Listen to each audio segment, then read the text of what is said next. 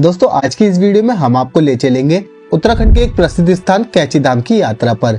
इस वीडियो में हम आपको कैची धाम की यात्रा से जुड़ी सभी तरह की जानकारी देने की कोशिश करेंगे, जैसे कि आप कैची धाम कैसे जाएं, कैची धाम में दर्शन कैसे करें, कैची धाम के आसपास में ठहरने की क्या व्यवस्था रहेगी और भोजन करने की क्या व्यवस्था रहेगी। कैची धाम में अच्छे से दर्शन करने के बाद आप आसपास में और कहां पर घूमने के लिए जा सकते हैं। साथ ही साथ दोस्तों हम इस वीडियो में ये भी जानेंगे कि कैची धाम की यात्रा करने का सही समय कौन सा रहेगा और मोस्ट इंपोर्टेंट क्वेश्चन की कैची धाम की यात्रा को कंप्लीट करने में आपका कितना खर्चा आएगा। दोस्तों ये सभी जानकारी हम आपको इस वीडियो में एक एक करके देने की कोशिश करेंगे, इसलिए वीडियो को बिना स्किप किए एंड तक देखिएगा। चलिए दोस्तों, नीम करोली बाबा का नाम लेकर इस पवित्र यात्रा को देर न करते हुए शुरू करते हैं। उत्तराखंड में मौजूद एक आश्रम है जो कि शिप्रा नदी के किनारे पर स्थित है। ये मंदिर हनुमान जी के परम भक्त बाबा नीम करोली महाराज को समर्पित है। ये इतना फेमस मंदिर है कि यहाँ पर बाबा नीम करोली महाराज के दर्शन करने के लिए लोग देश विदेश से आते हैं। ये जगह इतनी फेमस है कि यहाँ पर एक समय तो मार्क जगरबर्ग भी दर्शन करने के लिए आए थे, बल्कि एप्पल कंपनी के संस्थापक ने भी इस जगह पर आकर मत्था टेका था। रिसेंटली विराट कोहली और अनुष्का शर्मा भी कैची धाम में दर्शन करने पहुंचे थे। इस जगह पर हनुमान जी को समर्पित एक मंदिर भी है। वहीं परिसर में बाबा नीम करोली जी का मंदिर भी है और प्रार्थना कक्ष भी बनाया गया है। चलिए दोस्तों, अब सबसे पहले जानते हैं कि आप कैची धाम तक कैसे पहुंच सकते हैं। आप कैची धाम तक आसानी से बस या फिर ट्रेन के थ्रू पहुंच सकते हैं। अगर आप बस के माध्यम से आना चाहते हैं तो आप दिल्ली शहर से आसानी से कैची धाम तक पहुंच सकते हैं। आपको दिल्ली के आनंद विहार बस स्टैंड से कैची धाम तक के लिए डायरेक्ट बस की सुविधा मिल जाती है, या फिर आपको दिल्ली के आनंद विहार से ही हल्द्वानी और नैनीताल तक के लिए बसेस मिल जाती हैं। लेकिन कैची धाम और नैनीताल के लिए डायरेक्ट बस थोड़ी कम रहती हैं एंड दिल्ली से हल्द्वानी के लिए आपको 24 घंटे बसेस मिल जाती हैं। आप आसानी से हल्द्वानी तक पहुंचकर वहां से बस के थ्रू कैची धाम तक पहुंच सकते हैं, जिसमें आपकी टिकट 70 रुपए से 80 रुपए पर पर्सन की रहती है। एंड शेयरिंग टैक्सी भी आपको मिल जाएंगी, जो कि आपको 4 सीटर की 200 रुपए तक में मिल जाती है, जो कि पर पर्सन की रहती है। एंड 7 सीटर में अगर आप बैठते हैं तो 150 रुपए पर पर्सन की रहती है। एंड दिल्ली से कैची धाम तक के लिए डायरेक्ट बस की टिकट जो रहती है वो 550 रुपए से लेकर 650 रुपए तक पर पर्सन के हिसाब से रहती है।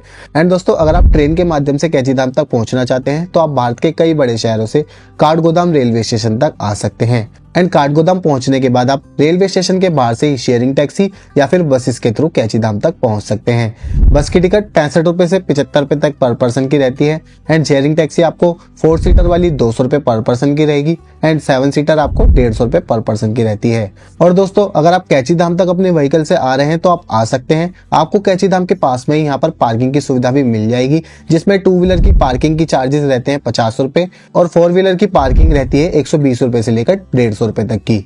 वो आपकी कार के ऊपर डिपेंड करता है। तो दोस्तों, अब आप कैची धाम तक पहुंच जाएंगे तो अब बात कर लेते हैं कि आप मंदिर के आसपास में कहां पर अपनी ठहरने की व्यवस्था कर सकते हैं। दोस्तों, कैची धाम के आसपास में आपको यहां पर होटल, होम स्टे और डॉर्मेट्री की सुविधा मिल जाती है, जहां पर आपको होटल 1500 रुपए से लेकर 2500 रुपए तक में मिल जाएंगे एंड होम स्टे आपको 800 रुपए से लेकर 1500 रुपए तक में मिल जाते हैं और डॉर्मेट्री आपको यहाँ पर 400 रुपए से लेकर 500 रुपए तक में मिल जाएगी। वैसे तो ज्यादातर भक्त यहाँ पर सिर्फ दर्शन करके उसी दिन वापसी के लिए निकल जाते हैं या फिर नैनीताल के लिए आगे बढ़ जाते हैं, इसलिए वे लोग यहाँ पर होटल में नहीं ठहरते हैं। और अगर आप भी कुछ इसी तरह की व्यवस्था करना चाहते हैं तो आपको मंदिर जाने से पहले नहाने के लिए और फ्रेश होने के लिए बाथरूम और चेंजिंग रूम की सुविधा मिल जाती है, जिसमें ठंडे पानी से नहाने के लिए आपको 100 रुपए चार्जेस लगते हैं, जो कि पर बाल्टी के हिसाब से रहते हैं एंड 150 रुपए में आपको गर्म पानी की बाल्टी मिल जाती है, जो कि ये सुविधा आपको यही मंदिर के पास में मिल जाएगी। बाकी ये रूम यहाँ पर कुछ इस तरह से रहते हैं, आप देख सकते हैं। एंड दोस्तों, उसके बाद आप कैची धाम में दर्शन करने के लिए जा सकते हैं। वैसे तो दोस्तों मंदिर में कोई प्रसाद नहीं चढ़ता है, लेकिन आप चाहे तो यहाँ से प्रसाद खरीद सकते हैं। आप यहाँ से 100 से 150 रुपए वाला प्रसाद खरीद कर घर ले जा सकते हैं। दोस्तों, यहाँ पर आपको मंदिर के बाहर जरूर भीड़ देखने को मिल सकती है, लेकिन अंदर आपको आराम से दर्शन हो जाते हैं, ज्यादा समय नहीं लगता है।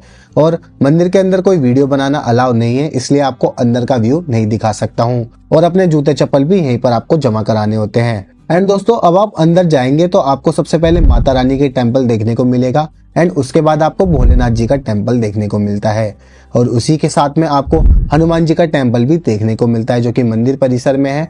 एंड उसके बाद आपको नीम करोली बाबा जी का स्थान देखने को मिलेगा और यहाँ पर भी अच्छे से दर्शन करने के बाद आप माता रानी टेम्पल में दर्शन कर सकते हैं। आप यहाँ पर अच्छे से दर्शन कर सकते हैं। काफी पीसफुल इन्वायरमेंट रहता है, जहाँ पर आप काफी ध्यान भी लगा सकते हैं और या फिर आप हनुमान चालीसा का ही वर्णन कर सकते हैं। और ये मंदिर सुबह 5 बजे से लेकर शाम 4 बजे तक खुला रहता है। एंड आप यहाँ पर अच्छे से दर्शन करने के बाद और ध्यान लगाने के बाद आप बाहर आ सकते हैं। यहीं पर आपको पास में काफी सारे रेस्टोरेंट देखने को मिल जाते हैं जहाँ पर आप अपने भोजन की व्यवस्था कर सकते हैं। यहाँ पर आप ब्रेकफास्ट कर सकते हैं, लंच कर सकते हैं या फिर डिनर भी कर सकते हैं। एक नॉर्मल थाली की कॉस्ट यहाँ पर आपको 200 रुपए से लेकर 250 रुपए तक की आएगी। एंड उसके बाद अगर आपने यहाँ पर होटल लिया है तो आप यहाँ पर ठहर सकते हैं, अदरवाइज आप या तो अपने घर के लिए वापस लौट सकते हैं या फिर आप नैनीताल के लिए जा सकते हैं, जो कि यहाँ से 20 किलोमीटर की दूरी पर स्थित है। एंड नैनीताल के लिए आपको मंदिर के बाहर से ही शेयरिंग टैक्सी मिल जाएगी, जो कि आपको 100 रुपए पर पर्सन के हिसाब से नैनीताल बस स्टैंड के पास में ड्रॉप कर देंगी। एंड नैनीताल पहुंचने के बाद आप नैनीताल में आराम से घूम सकते हैं। और नैनीताल में आप कहाँ पर घूम सकते हैं, कैसे घूम सकते हैं, उसके लिए मैंने आपके लिए ये वीडियो बनाकर रखी है। आप इस वीडियो को चेकआउट कर सकते हैं, जिसकी वीडियो की लिंक आपको नीचे डिस्क्रिप्शन में भी मिल जाएगी। एंड दोस्तों, अगर बात करें कि कैची धाम आने का बेस्ट टाइम कौन सा रहेगा, तो आप यहाँ पर साल के किसी भी दिन आ सकते हैं। ये मंदिर भक्तों के लिए हर दिन ओपन रहता है। बाकी आप थोड़ा अपने पसंदीदा वेदर के हिसाब से आएंगे तो यहाँ पर आपको काफी अच्छा लगेगा। और दोस्तों, अगर बात करें कि कैची धाम की यात्रा को कंप्लीट करने में आपका कितना खर्चा आएगा, तो इस पूरी यात्रा को कंप्लीट करने में एक पर्सन का खर्चा 1000 रुपए से लेकर 1500 रुपए तक का आएगा, जिसमें मैंने सिर्फ आपके काठगोदाम से कैची धाम पहुंचने एंड प्रसाद और नहाने और खाने पीने के चार्जेस को इंक्लूड किया है। बाकी आप यहाँ पर होटल लेते हैं तो आपका खर्चा 2000 रुपए तक का हो जाता है। डॉर्मेट्री अगर आप यहाँ पर लेंगे तो 500 रुपए बढ़ जाएंगे, और अगर आप होम स्टे लेते हैं तो 1000 रुपए बढ़ जाते हैं। तो दोस्तों, ये थी कैची धाम की यात्रा से जुड़ी पूरी जानकारी।